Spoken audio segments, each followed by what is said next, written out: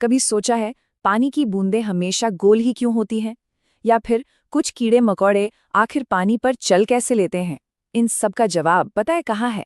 उन छोटे छोटे अदृश्य फोर्सेस में जो फ्लूइड्स के हर बिहेवियर को कंट्रोल करते हैं। तो चलिए आज हम लोग इन्हीं रहस्यों से पर्दा उठाते हैं। तो इस पूरी कहानी को समझने के लिए हम शुरू करेंगे कुछ बिल्कुल बेसिक यानी फंडामेंटल फोर्सेस से, फिर आगे बढ़ेंगे सरफेस टेंशन और कैपिलैरिटी की तरफ, और आखिर में समझेंगे विस्कोसिटी और फ्लूइड फ्लो के डायनामिक्स को। तो आइए शुरू करते हैं सेक्शन 1 से, फंडामेंटल फ्लूइड फोर्सेस।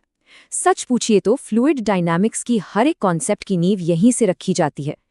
सबसे पहले बात करते हैं कोहेसिव फोर्स की। इसको ऐसे समझिए, ये एक ही जैसे मॉलिक्यूल्स के बीच का अट्रैक्शन है, उनका आपसी प्यार। सॉलिड्स में ये फोर्स इतना ज्यादा मजबूत होता है कि उनका शेप फिक्स्ड रहता है। वहीं दूसरी तरफ गैसों में ये फोर्स न के बराबर होता है। और कोहेसिव के ठीक उलट है एडहेसिव फोर्स। यहाँ पर अलग अलग सब्सटेंस के मॉलिक्यूल्स एक दूसरे की तरफ अट्रैक्ट होते हैं। बिल्कुल इसी फोर्स की वजह से एक चीज दूसरी से चिपकती है। अब आगे बढ़ते हैं सेक्शन 2 पर, the magic of surface tension. और ये जो कॉन्सेप्ट है ना, ये सीधे सीधे जुड़ा हुआ है कोहेसिव फोर्सेस से, जिनके बारे में हमने अभी अभी बात की। तो आखिर ये सरफेस टेंशन है क्या? देखिए, हर लिक्विड की ऊपरी सतह, उसकी फ्री सरफेस हमेशा कोशिश करती है कि वो कम से कम एरिया घेरे, बिल्कुल सिकुड़ कर रहना चाहती है। इसी वजह से ना उसकी सतह एक तनी हुई झिल्ली यानी एक स्ट्रेच्ड मेम्ब्रेन जैसे बिहेव करती है। और हाँ, पानी की बूंदों का गोल होना या कीड़ों का पानी पर चल पाना, ये सब इसी का कमाल है। अगर इसको फॉर्मूला में देखें तो ये काफी सिंपल है। सरफेस टेंशन, जिसे हम T से दिखाते हैं, ये बराबर होता है force F divided by length L। मतलब किसी लिक्विड की सरफेस पर एक लाइन इमेजिन कीजिए। उस लाइन पर परपेंडिकुलर लगने वाला फोर्स जब उस लाइन की लेंथ से डिवाइड होता है तो हमें मिलता है सरफेस टेंशन। अच्छा, इसकी कुछ खास प्रॉपर्टीज भी हैं। इसकी SI यूनिट है न्यूटन पर मीटर। अब जो सबसे इंटरेस्टिंग बात है वो है टेम्परेचर का असर।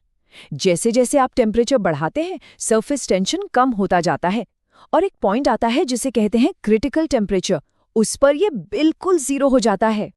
लेकिन हर रूल का एक एक्सेप्शन होता है ना? तो यहाँ भी है। अगर आप पानी में नमक जैसा कोई सॉल्युबल सब्सटेंस मिला दें तो पता है क्या होगा? सरफेस टेंशन कम होने की जगह बढ़ जाता है। ये कितना कमाल का है ना, कि कैसे घुली हुई चीजें लिक्विड की पूरी प्रॉपर्टी ही बदल सकती हैं। तो चलिए अब हम आते हैं सेक्शन 3 पर, कैपिलैरिटी इन एक्शन। ये एक बहुत ही फैसिनेटिंग फिनोमिनन है, जहां एडहेसिव और कोहेसिव फोर्सेस, जिनके बारे में हमने शुरू में जाना था, उनके बीच एक तरह की जंग छिड़ जाती है। तो कैपिलैरिटी या केशिकत्व आखिर है क्या?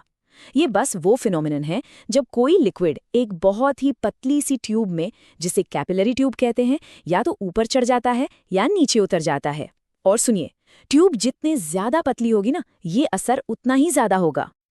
और ये हमारे आसपास हर जगह है। आपने देखा होगा पेपर टॉवल कैसे पानी सोख लेता है, या पुराने जमाने में लालटेन की बत्ती में तेल कैसे ऊपर चढ़ता था, यहाँ तक कि पेड़ पौधे जो जड़ों से पत्तियों तक पानी पहुंचाते हैं, ये सब कैपिलैरिटी का ही जादू है। अरे, किसान जो खेत जोते हैं ना, वो भी जमीन के अंदर बनी इन्हीं कैपिलरीज को तोड़ने के लिए करते हैं, ताकि नमी बनी रहे। ओके, अब अगला टॉपिक है विस्कोसिटी। इसको समझने का सबसे आसान तरीका है कोई लिक्विड कितना गाढ़ा है, बस यही है विस्कोसिटी। ये लिक्विड के बहने का विरोध करती है। थोड़ा टेक्निकल हो जाए तो विस्कोसिटी बेसिकली एक फ्लूइड का इंटरनल फ्रिक्शन है। मतलब जब फ्लूइड बहता है तो उसकी अलग अलग लेयर्स होती हैं। विस्कोसिटी इन लेयर्स को एक दूसरे पर आसानी से फिसलने से रोकती है। ये प्रॉपर्टी लिक्विड्स और गैस दोनों में होती है।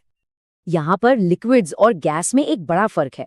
लिक्विड्स में विस्कोसिटी का कारण है उनके मॉलिक्यूल्स के बीच का कोहेसिव फोर्स। इसीलिए जब आप टेम्परेचर बढ़ाते हैं तो विस्कोसिटी कम हो जाती है, जैसे गर्म शहद पतला हो जाता है। लेकिन गैस में मामला उल्टा है। वहां विस्कोसिटी मॉलिक्यूल्स के टकराने से होती है, तो टेम्परेचर बढ़ाने पर उनकी विस्कोसिटी बढ़ जाती है। काफी अजीब है ना?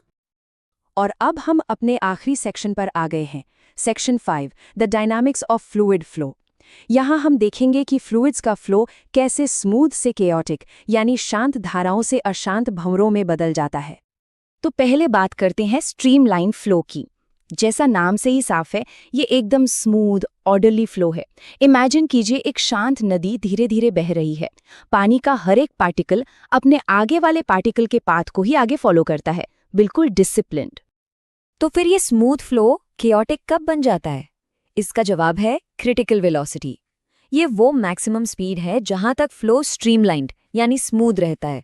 जैसे ही वेलोसिटी इससे ज्यादा हुई, खेल बिगड़ जाता है।